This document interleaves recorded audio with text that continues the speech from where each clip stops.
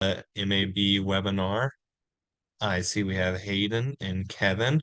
For those listening, the person presenting today for the Masters of Agribusiness will be Dr. Alan Featherstone. He'll be explaining a little bit more about the program. So those listening know Dr. Alan Featherstone is the Agricultural Economics Department head. He's a professor in the MAB program, and he also founded the MAB program.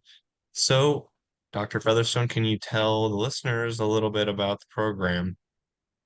Yeah, I can. And feel free to put questions in the chat or just open your mic and ask questions. In terms of this can be more of a conversation. But we'll kind of talk a little bit about the MAB program. There'll be kind of two parts to it. The first part will be a little bit about the philosophy of the program in terms of what you hope to get out of it. And then there'll be some nuts and bolts with regards to cost, applying those type of things. And so do ask questions as we go forward. Again, the MAB program staff is Ben, who did the introduction. He certainly focuses on recruitment. Janelle Perriman is a program coordinator. She received her MBA from the University of Phoenix. Ben has a bachelor's degree in agribusiness from Kansas State. And then Mary Sullivan is a communications coordinator. She has a master's degree from the University of Denver, looking at organizational and professional communications. But they can help you through the application process. They can also ask or answer questions that you may have. Again, my name is Alan Featherstone. I'm the MAB program director. I'm also the department head of agricultural economics. And so the goal today is essentially to give a little bit of information with regards to information about the MAB program, what is similar to an MS in Ag Econ, what is similar to an MBA program, what is different from an MS in Ag Econ, what is different from an MA or MBA program. And so that's kind of what we're going to focus on with regards to that.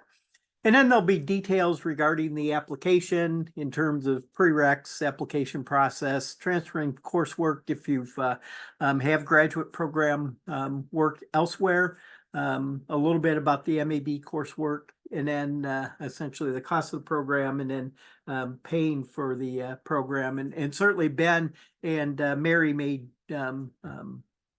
jump in. To give a little bit of an idea, we started the program in 1998 with a class of 12. At that point, distance education, at least online, was extremely new. In terms of the technology is much more complex than it was than it is now. And essentially the communication is there. But I think the key thing to realize is that we're a fairly old program with regards to, we've been around for over 25 years. We've had over 700 individuals go through the program. And so there is quite a large network out there with regards to that. And so the depth of experience we've had working with students is pretty important. One of the things I think that's important to realize is with an online program, the key thing to realize is that probably both of you have went through a traditional on-campus program. Perhaps you did a little bit of distance through the COVID pandemic. The key thing that we want to focus on is we like being a hybrid program. And the key thing with regards to a hybrid program is that this allows some face-to-face interaction, but it also has kind of a distance component. Those 1 week sessions are very important, such that you get to know your classmates, get to network, and that is very helpful to build that cohort structure that will essentially encourage you during maybe some of the difficult times that you may have. In terms of a 2.5 year program, certainly there'll be ups and downs, and it's really good to go through with others. Graduate work certainly is different than undergraduate work. And we do encourage individuals to work together. And that is really facilitated by the on-campus sessions when you come in, meet your classmates, meet the professors, such that you do get a little bit more personality with the names and faces than just doing everything online. And I think that is a highlight for the program. Normally, everybody starts the program and they're pretty, in some respects, reticent with regards to what they're getting themselves into. But a lot of times, for example, by the end of the first part of the program, first 12 weeks or so, essentially they have been very familiar with each other. And essentially do develop those relationships that not only last through the program, but end up being lifelong relationships. Again, we are a professional master's degree. We focus on food and agribusiness management. The key thing with regards to our program, as opposed to a general MBA program, is that we do focus on an industry. And with regards to the food and egg sector, it is very scientific. There is biological legs with regards to production, certainly in different species of animals, but also in terms of there's a lot of seasonality with regards to when the crops come in. And so we are different in terms of we will end up teaching you your business and economics in the context of the agricultural technology and science that is so important within the sector. And so while in terms of maybe studying widgets at Walmart is kind of interesting, I think the key thing to realize is that we do have to adapt some of our business theories, some of our business methods to account for that seasonality, to account for the biological lag, to account for technology innovation. And so that's really the big benefit, is that you do get the business and economics focused on the sector. The other thing is within the network, all of your classmates do have an interest in the food and egg sector. They're going to be in different locations. They may be more on the consumer end. They may be more on the pre-production end. They may be on the production side of it. And so we find that diversity within the food chain really is beneficial, simply because at some point there may be something going on in your career in an area of the food chain that you're not familiar with.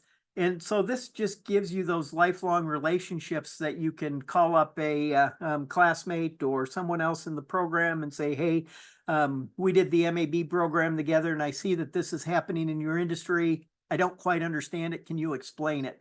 And so while you're getting that professional master's degree, you are getting those relationships that will be valuable to you as you continue your career. And again, in some respects, we're kind of a hybrid between a Master of Science in Ag Economics and an MBA.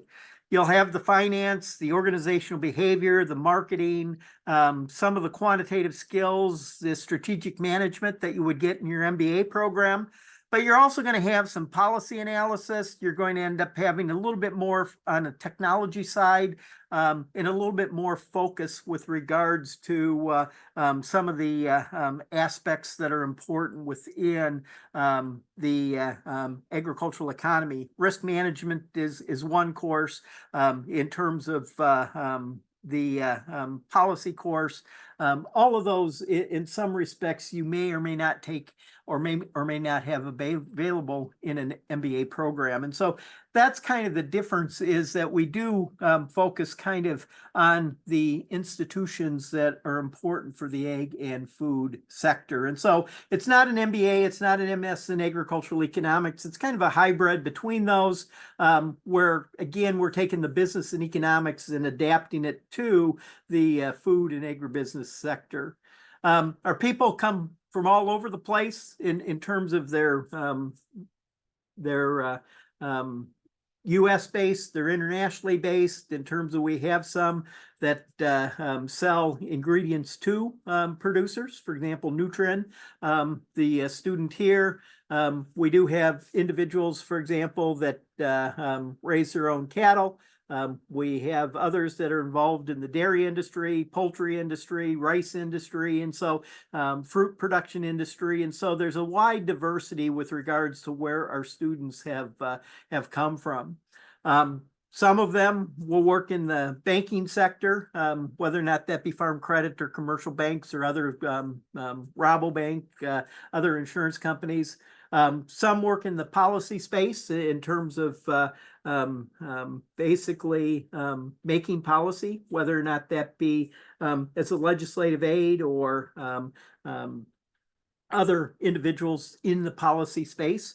And again, the key thing that ties everybody together is their desire to move the food and egg system forward, the desire to essentially supply food for roughly 9.5 billion people that we'll have here in probably a few decade and a half with regards to where we are. Some look at technology, some are entrepreneurs. And so again, the key thing with this is that we are very much broad-based in terms of, I see that we have a question there in terms of an individual founder of Agro Women, local cereals and oilseeds processing startup, food security, women economic empowerment, sustainable agriculture.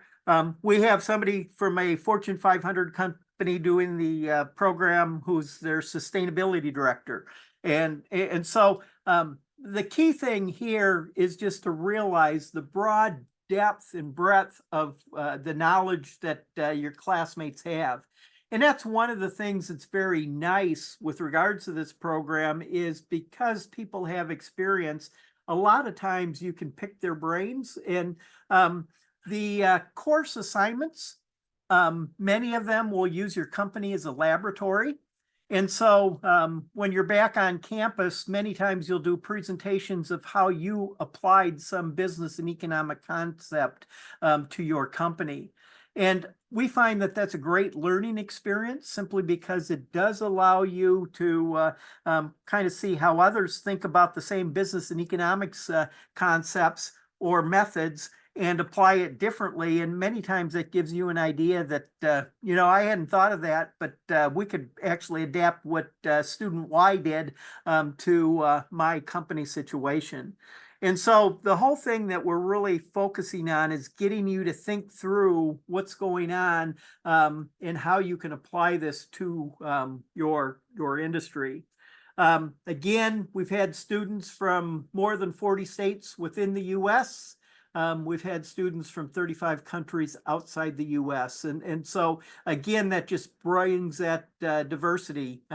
One of the things that we have had is many students end up going back and starting their own business. And so how does this work? The program is a 2.5-year program, 42 credit hours. There's a thesis, and we'll talk about that a little bit. And then there's 2 on-campus sessions. In terms of, depending on what cohort is, we now have the ability that if you want to do the whole program online, you can, although we do encourage people to do the on-campus sessions simply because it does allow those networking activities. It is delivered executive style to working professionals. Again, everything's on the internet. Podcasting, we do live recitation sessions. These are basically a chance to do questions and answers regarding what's going on from the material perspective or what's going on from a homework perspective. We do have the odd campus sessions, and again, all your coursework you're either going to download. We do also provide a USB drive such that if internet becomes a problem, or if you're traveling in that, it does give you that ability to essentially go ahead and do the program and listen to many of the lectures outside the normal class period. And so accessibility is pretty important. And the thing is that is one of the things that has really improved the technology over time that people have to work with. We have 2 start dates in terms of January is the one start date, the other is August. In terms of January is on the Manhattan K-State campus. The August start date is in Olathe, Kansas. The key thing for the Olathe section is that there you would fly, if you're going to fly into the Kansas City International and stay in the Kansas City area. And the January session, you'll start in January in Manhattan. Usually we try to get those in Olathe to the campus at some point in time, such that you can see it. But again, we do have an Olathe campus and we have a Manhattan campus. We actually have a Salina campus. And so the Olathe cohort has a little bit more focus on the animal industries, whether or not that be companion animals, whether or not that be production animals. And so there's a little bit more of an animal focus there. Also in terms of animal health. But in some respects, I would make the decision in terms of what's a little bit more convenient from a lifestyle perspective. For some individuals, the January to March session is more of a downtime. For others, the August to October is more of a downtime in their industry. The January to March and August to October are essentially the heavier times from a course load. And then once you get out of those sessions, you'll end up taking one course at a time. And so, again, it's very lifestyle orientated, such that we do recognize that most of you will have family situations, most of you will have job situations. And so at best, your education is going to be your third priority. And so the program is designed for that. And so again, we do have those on-campus sessions where you can get to know your classmates, and certainly those are pretty important. Just a lot of interaction that goes on that allows you to look at that. In terms of the other thing I think that's beneficial is that we do have a number of speakers from industry that come in. Some of them are previous alumni, others are not alumni. The goal of the speakers that we have come in that we make available is, one, it allows you to interact with industry leaders in a face-to-face concept, but also in terms of it does allow you to pick the brain of somebody that's already graduated from the program. And so I think that is very important as we go through the process, is to give you those opportunities to interact with industry leaders. And so while you're on campus, we'll usually have 2 or 3 sessions where we'll bring somebody in from industry to interact with. Again, there are opportunities to interact in terms of, there's usually an evening event where there'll be pizza. We usually do some type of banquet during the session, again, just to get to know your classmates and be able to socialize with them a little bit. The other thing is there is opportunity, should you want to kind of travel internationally with the cohort. In terms of this trip here, I believe was to Brazil, where we're actually looking at sugarcane production. In terms of the coursework, the in black represents when you'll have a full week devoted to the coursework. That will be in January and April in the Manhattan cohort. You repeat that the second year. And the goal is, again, that through the program, you'll get to know 3 classes a little bit: the class ahead of you, your class, and the class behind you, to begin to develop those relationships. There'll be 7 hours that you complete from January to March. And then after that, you can end up seeing that you'll have courses one at a time from that until you come back year two, where you'll have 6 credit hours in that same time frame. We do have scheduled breaks in terms of there's a couple-week break in June. There's a break roughly from Thanksgiving to the end of the year. And so that gives time to kind of when you can vacation and do things with nothing else going on. The second year, the break is more kind of in that end of July period, first part of August. And then again, you're going to be pretty much done with all your coursework before Thanksgiving in the US, which is the last week of November. And so again, we give you 5 weeks off between semesters at the end of the year to the beginning of the year. And we find that students need that time, and we can talk about those. But again, the logistics is something that's very important and very much designed for the ag system. The optimization is, the risk management is, the international policy analysis is very ag focused, and then the strategic management. But then you have, for example, the finance, the managerial economics, your quantitative courses, optimization and regression, and then organizational behavior in marketing. And so that's where I think you see kind of that relationship between the MBA program and a master's in agricultural economics and how we've blended them together.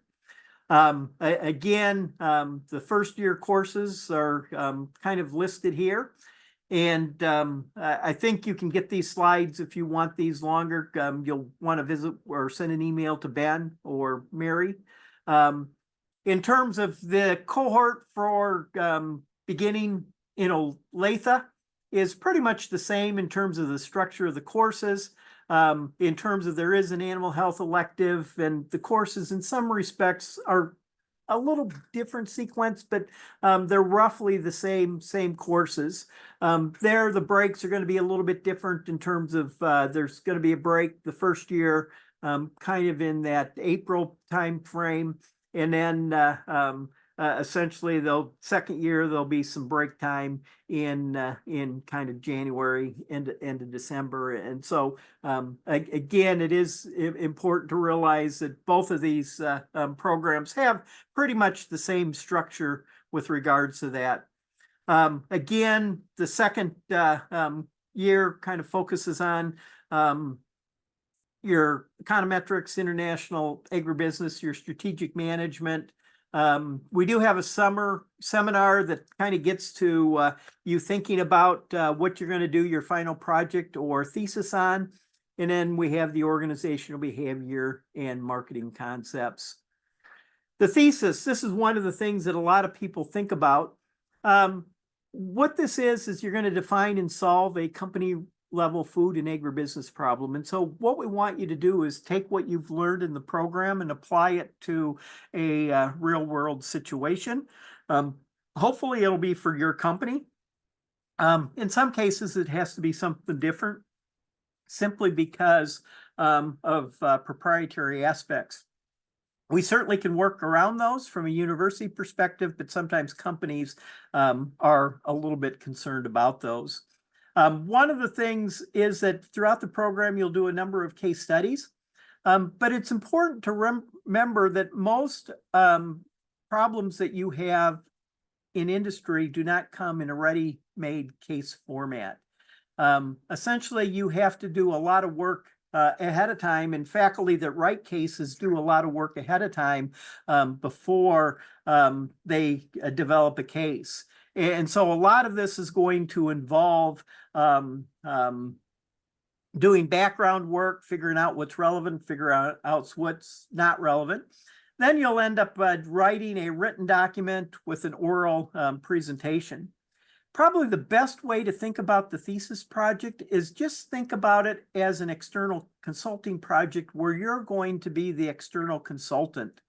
And so many times there's going to be industry or issues in your firm that you really would like someone to analyze, but you don't have the time to analyze it, or you don't have the money to hire an external consultant, you're going to be the external consultant where you'll use the university faculty to go through that. Yachi, I think, again, I probably messed up your name. Do you have a question? I see your mic is on.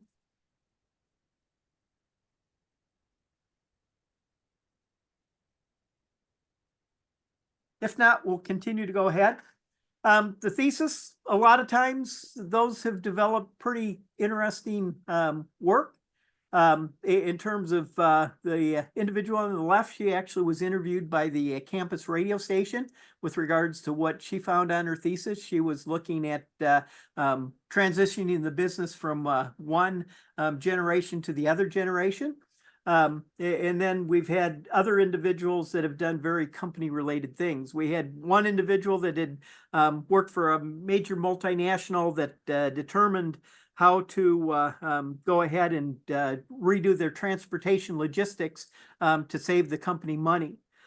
We had another individual that essentially has patented a technology to take a waste product and make that into a value-added stream.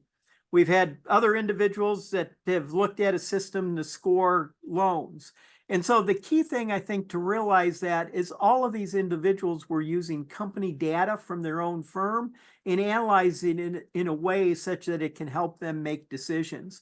And so that is the goal of the thesis with regards to taking the information, applying it to your firm. Again, we've had numerous individuals that have been promoted through the thesis process. We've had numerous individuals that have decided that they want to take a different direction in their career. And many of them attribute that program with the external consulting project that they end up doing themselves for a reason why that has occurred. In terms of the admission, you do need a bachelor's degree, 4-year bachelor's degree. We do want 2+ years of work experience.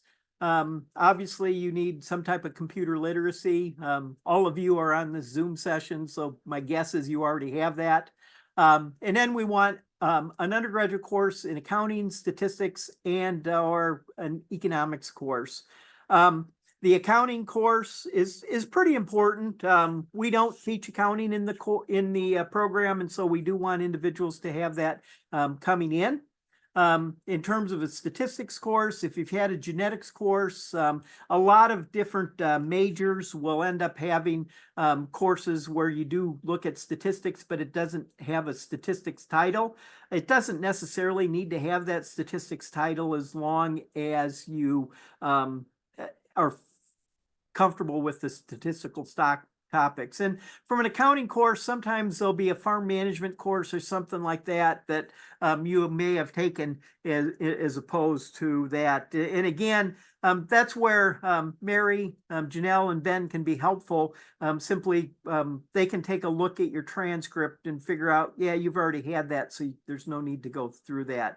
And then we do want you to have at least one economics course, whether that be a macro course, micro course, or an ag econ course. The thing is that the GRE or GMAT is not required. In terms of one of the things we found over time, especially as your degree gets older, is your test taking skills begin to have a shorter and shorter recall period. And so individuals that take the GRE, GMAT right when they're finishing their undergraduate degree tend to perform better than those that have maybe been out 15 or 20 years. And so if you've performed well in your undergraduate program, mostly A's and B's, in terms of that's really what we're looking for. In terms of if you had the desire to perform well in your undergraduate degree, that is probably a better predictor of success in the MAB program than a standardized test. The application requirements, we have a booklet there, and you can get a paper copy. If you haven't had a paper copy, let Ben know, and he can get you a paper copy if you want one. But you can also download this booklet from the website, mab.ksu.edu. And the thing there is it does have kind of a checklist that you need to go through in order to do the process. An online application, professional letters of reference. These don't need to be from faculty. If you have faculty, that's fine. But if you don't have connections with faculty, that's good too. Transcripts, we do need a copy of your transcripts, and then you'll need to put together a statement of objectives in terms of what you're hoping to get out of the program. A letter of support from your employer doesn't mean that they are paying your program, although some of them will.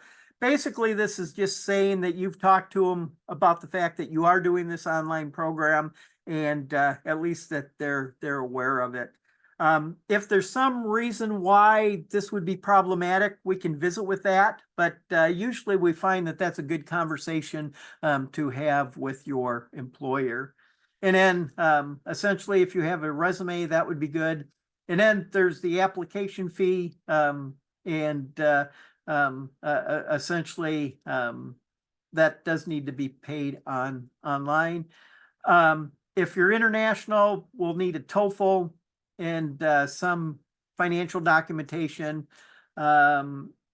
or the official transcript showing the degree earned in your native language. If your native language is English, you're good on the testing. Essentially, we'll need a translation of your transcript with regards to that. Any questions? I've covered a lot of information.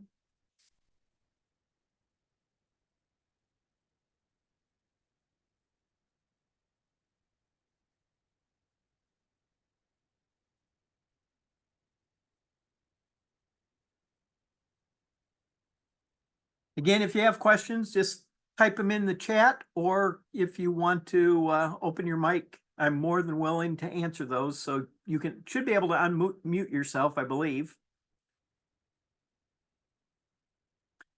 This next thing basically just indicates the letters of reference, the application requirements. Paying for the program, roughly 62% of the students get some type of tuition reimbursement. In terms of, we do have limited scholarships with regards to the program, and so you can apply for those, and so there is limited scholarship available. And on this slide here, in terms of, this is kind of where you would want to take a look at those. There's some limited university scholarships, and then there's also some departmental or program scholarships. And then essentially individuals sometimes will take out loans from the private sector for the program. One of the things is, if you do have undergraduate student loans, once you enter the program, those will be deferred while you're doing the program. But essentially the private and commercial student loans, and then the university also does a little bit of a payment plan that's out there too, such that you don't need to pay the full tuition up front. And so that will work. The cost of the program is $35,100 US. That includes all the courses, all the distance education software, all the thesis work, textbooks and course notes, in that. The only costs included or not included would be housing and travel to the on-campus sessions, and then an elective course. And if you've already taken an elective course, certainly we want to be able to transfer that in. And then essentially the payment schedule is 3 years based on the number of credits, 1,500, 17 credit hour, or 15 credit hours, 17 credit hours, and 7 credit hours. And so the tuition is broke down over a 3-year period, just based on the number of credit hours that you are taking. And so the entire cost, the 35,100 is not an annual fee, it's the entire fee, but we break it down over a 3-year period. As you're thinking about programs, and these are questions that I would encourage you to look at, that is certainly you want the track record of success. How have students been successful in their careers? Have they been promoted? Have they been pleased with how the program has given them the knowledge to give them a comparative advantage in the workplace? In terms of the time commitment, that's one of the things that you'll want to look at. And then certainly, I think you want to ask in terms of the formats of the course materials, how accessible are they? Do you have to find your own textbooks, or are those already provided? One of the things that I would encourage you to look at is if you want to talk to somebody who is in the program, let us know. We'll put you in touch with them. Also the same with someone who's graduated from the program. And so if you want to visit with someone that's in the program, someone that's graduated, just let us know. And again, we can have these individuals both domestically or internationally. And so that's there. And then we can talk to you more about tuition reimbursement in terms of specific documentation that your company may need for that tuition reimbursement, and we can kind of walk through those situations. Also, if you want to do more individual stuff, and we can certainly look at this, questions coming up, but on the MAB website, again, www.mabksu.edu. There is a button that you can schedule an advising appointment. And so this is where we can work with you one-on-one. But certainly we can take a look at some of those questions actually coming up. And if you want to follow us on Facebook, Instagram, X, or just the MAB page, certainly these are ways you can follow us if you want. And if you're interested in starting an application, which we hope you are, again, MAB, and you can type in, I think, KSU instead of K-State, either one will work, .edu, admission/application. That's all I have formally. So questions?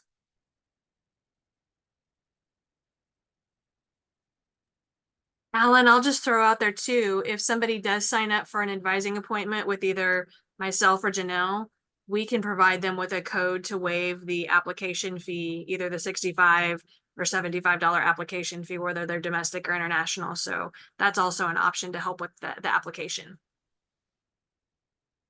So again, that application fee, if you sign up for an advising appointment, the grad school allows us to waive that application fee. And so that'll either take you 65 or save you 65 or $75 depending if you're US or international.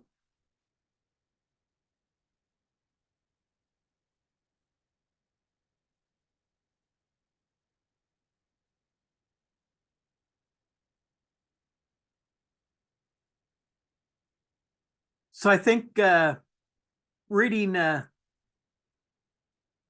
Billy's email, and I'm probably pronouncing that wrong. I think you're from Malawi or Mali. Is that correct?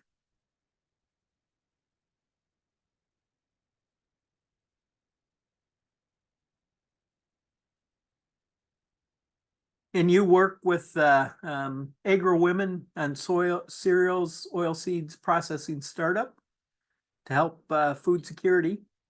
Hayden, what do you do for your career? If you don't ask me questions, I'll ask you questions.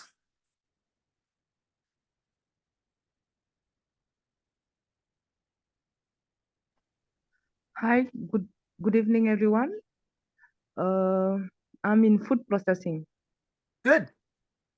I Good. add value to local cereals and oilseed in Mali. We are a startup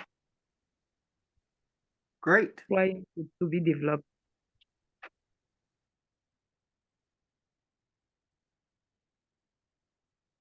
Others, Jess, Ichi?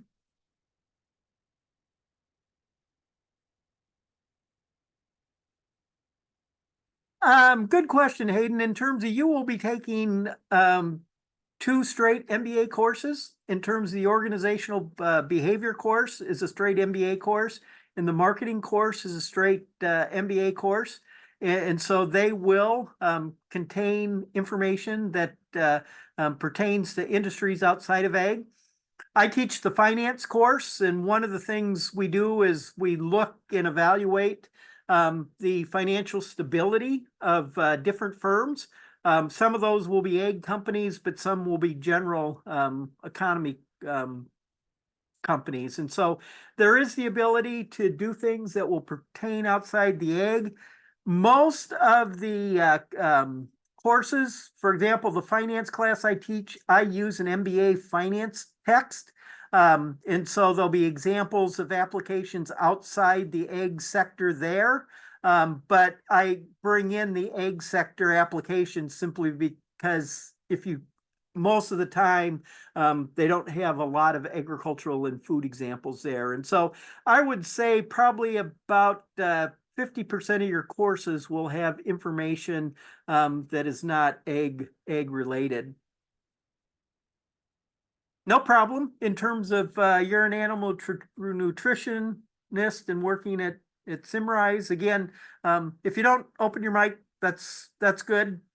Just typing in the chat is good. Where are you located? St. Louis. Good.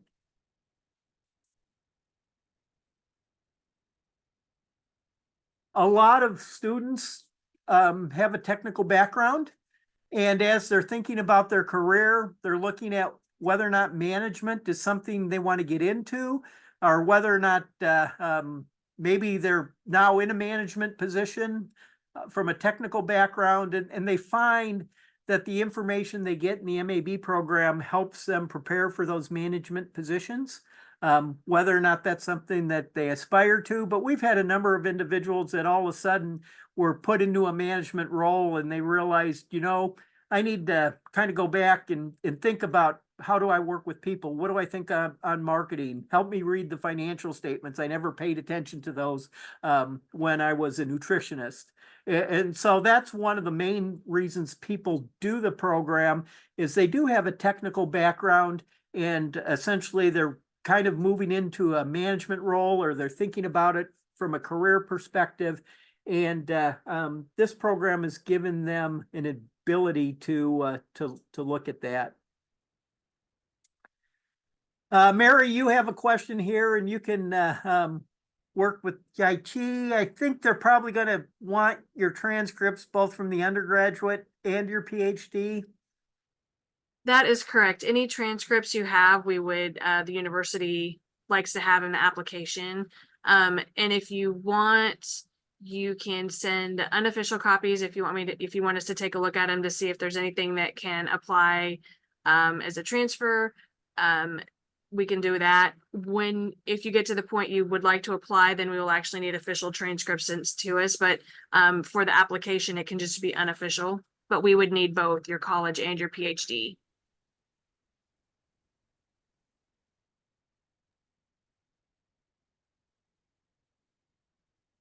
Jess, do you have questions? Yeah, for sure. Sorry, I was trying to finish up a couple of things before I unmuted myself. Good to meet you virtually. Yeah, nice to meet you. Well, I guess you mentioned if you're managing a team, kind of stepped into that role. What are some of the, I guess, the key takeaways, key things that we would learn through the program that maybe we're not learning on the job, that would be beneficial, that would be worth the time and the investment? I mean, I've been in a management leadership role here for a year and a half, going on 2 years now. I feel like it's been kind of drinking from a fire hose in terms of how to go through that. The financial piece totally makes sense to me, but from maybe a people management standpoint, are there aspects of the program that would be beneficial, or how would you?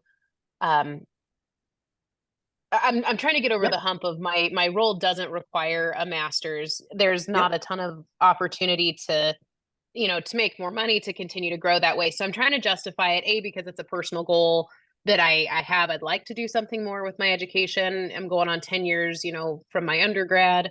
Just trying to figure out what other benefits there are that would complement what I'm doing today that would give me a reason to justify it. Sorry, that was a really big circle to ask that question. Nope, you're good. And it's a great question. In terms of like one of the things in terms of the organizational behavior, there's a lot of theories in terms of motivation. A lot of things you'll discuss with regards to dealing with difficult employees. The big thing I think that it does give in going through it in a classwork perspective is you're going to get an outside perspective. Both from the faculty instructor, the professor, but also in terms of you're going to be able to have these conversations with other individuals within industry that can be pretty beneficial in terms of it's more of a safe space in terms of, let's say you're dealing with difficult person A, essentially you can deal with difficult person A kind of within the context of the course material in a safe space, as opposed to if you start talking about person A within the company, a lot of times people are going to be able to figure it out very quickly in terms of how do I manage those individuals. And so in some respects, it does provide some of that safe space where you can interact with the faculty member that has thought through the material quite a bit, but also you can interact with your networking. And so a lot of the courses will have a session like this on a weekly basis where you cover the material and all of a sudden it kind of says, this would be helpful in certain situations. How would you apply it? And have others in the class from their experiences have they seen that information applied? And so the big thing is that it does give those opportunities to have conversations about maybe situations you've seen in the past or that, or you're seeing now, just to kind of look at, okay, what are other approaches in terms of maybe they didn't work, or maybe you were successful in a case that someone else is struggling with. And so to me, I think that's one of the benefits from the organizational behavior type thing in terms of looking at that, kind of just dealing with the human resource issue. And we've had individuals that have actually for their thesis put together, and they were running their own business, but they put together a policy manual simply because one of the things that becomes pretty important is to have expectations set out, and then also guide rails on both sides, plus and minus, in terms of what is appropriate behavior, what's not appropriate behavior, and that. And so the big thing is just kind of thinking about it with regards to based on the research in that field, and what are the best practices with regards to organizational psychology, human motivation, those types of things. Maybe that was a long-winded answer. No, that was perfect. I keep going around. I know Ben and I were chatting back and forth a little bit, and I'm just trying to justify where it would add value with what you said. I mean, I can definitely see that. And it's an outside perspective versus maybe an internal company perspective. I mean, I work for Fortune 50, so a lot of politics, a lot of people, a lot of the same types of things that are involved. So an outside perspective is always good as well. But I appreciate the feedback. Yeah. And then also you can ask for why. Sometimes, for example, you see policies that are in your workplace, and I would ask the instructor why, in terms of what's the justification for that, because again, sometimes maybe we need to dump some policy. Sure.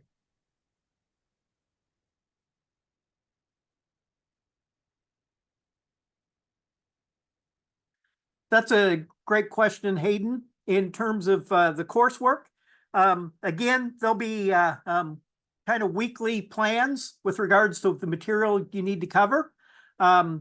in some courses, it'll be a weekly assignment, some it'll be every other week assignment. And so there will be a set class schedule. The issue is you have the material, so you choose when you do the class.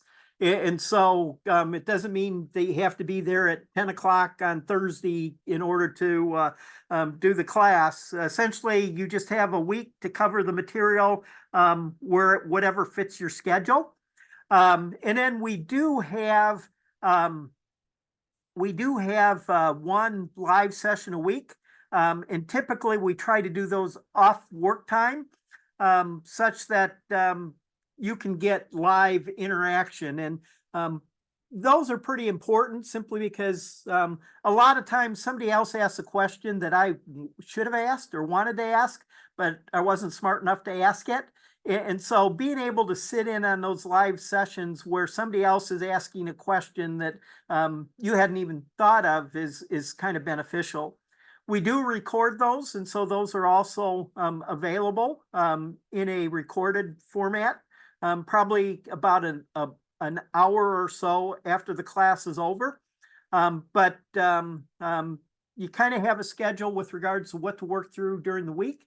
And then there is for each class usually a live recitation session, either every week or every other week, such that you can get that real-time feedback and listen to what others. And again, that kind of gives the networking type thing to gather in terms of that. And then the other thing is not that this is a real big problem, but sometimes, for example, as an instructor, I can find out, I need to do something to explain this concept because there's a number of students struggling with this concept.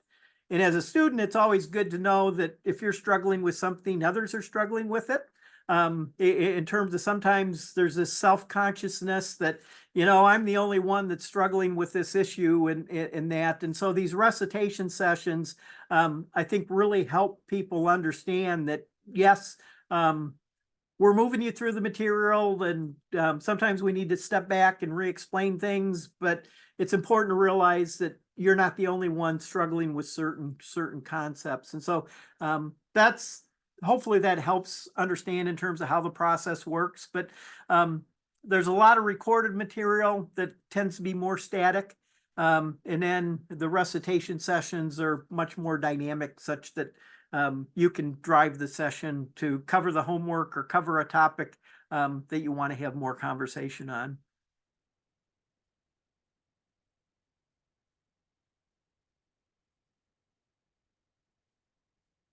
Any other questions? We're coming up to an hour here, and so we need to respect your time. But again, I would encourage you, if you have more questions, to sign up for the advising appointment. Again, even if you don't have questions, sign up for the advising appointment. It'll save you a few dollars. Anything else that we need or you want before we let you go? Again, we appreciate you attending. We appreciate your interest in the MAB program, and would love to see you as a student into the future. It is a great program, very applied, very applicable to decision making. And again, if you're not sure, I would encourage you to do a visit either with a current student or an alumni. Yep. Mary and Ben and Janelle would be to do that. And so we can certainly put you in contact. And usually, Hayden, we try to put it in contact with somebody that's kind of in the same egg space that you are, or the food space that you are. And so, for example, we've had producers that have done the program. We've had chemical salespeople that have done the program. And so we usually try to find somebody that kind of has similar interests to where you are in the food and egg space to have you visit with.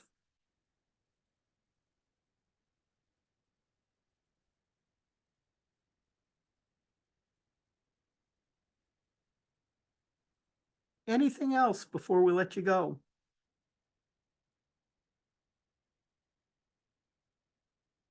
again, we appreciate your interest. And again, if you have questions, just contact us. It's a fun program. It's a very rewarding program. In terms of we do have examples throughout the food space of where it's helped these individuals be better decision makers. And so even if they don't have opportunities to progress in their career, or maybe they're at the top of their career in terms of what they're doing, it helps them make better decisions. The other situation is that for others, it has allowed them to essentially move up or move into different companies in that. So with that, unless there are any other questions, again, we appreciate your time, and we look forward to being in contact with you in the future. Have a good rest of the day.